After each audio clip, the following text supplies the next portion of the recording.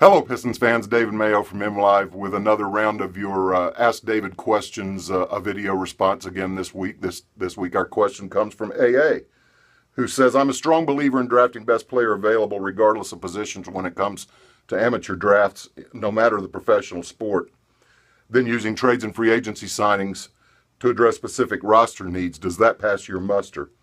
Oh, and another thing, after the NBA Finals Game 4 blog on MLive, one poster suggested a straight-up Andre Drummond for Jimmy Butler trade. I couldn't hit the like button fast enough or often enough. Does that make me a bad person? AA. Of course, on the MLive blog, if you hit like repeatedly, it just likes and then dislikes. So your avatar would have been popping up and popping off and popping up and popping off. It probably made you look a little conflicted, though. Maybe not a bad person, AA. I'm not sure I'd say that. I think the Bulls probably wouldn't take the call, at least right now, for structural reasons. They have Jimmy Butler under a pre-salary cap explosion contract, maximum contract for 3 more years.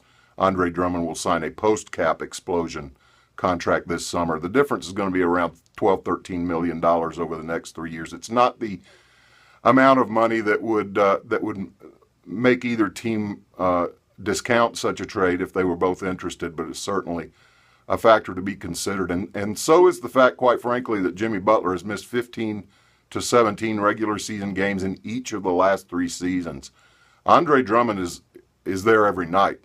Availability is a talent as sure as there are other talents in this game. Being there every night is a talent. It's something that someone has to develop the ability to overcome the nicks and the bruises and the banging that goes on that keeps guys out of games. Andre Drummond's done a lot better job of that over the last 3 years than Jimmy Butler has. So for the time being, I think both teams are probably pretty happy with where they are. Not to say that the Bulls wouldn't like an Andre Drummond for the future, and not to say that the Pistons wouldn't like a 2-3 man of Butler's caliber, but let's face it, 2, 3, 4 men in the NBA are a dime a dozen compared to getting centers and point guards.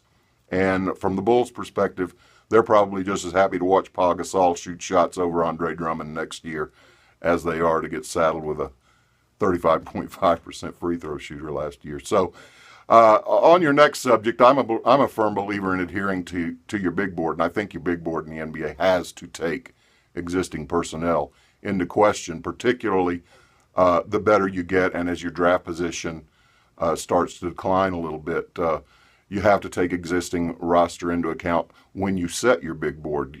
If the Pistons, if they get a transformative center or point guard this year, if one's available when they pick in the first round, they wouldn't hesitate to take him. But you're talking about 17 teams picking in front of you now, not 7 or 8. And you're talking about a player who has to be transformative relative to the players you already have on your roster. In this case, Reggie Jackson and Andre Drummond. That player is probably not going to be available at number 18. And if you just go blindly picking best player available and a small forward happens to fall to 18, and you drew up your big board without any consideration as to what you already have on your roster, you would end up with 2 rookie contracts and a long-term contract that you don't want to get rid of in Marcus Morris, all at the same position. So I think in bigger roster sports, baseball where you have the bigger rosters, certainly football when you have bigger rosters, hockey with even significantly larger rosters than the NBA, maybe best player available is always the way you go, at least for the most part. Certainly, I think in baseball, it would almost always be the way you go. But in the NBA, you absolutely have to give some consideration to the talent on hand. That said, the Pistons they finished 8th in the East this year. They have 15 roster spots. Probably only 10 or 11 of those are going to be filled going into training or going into draft and free agency that will pretty much know what they're going to have.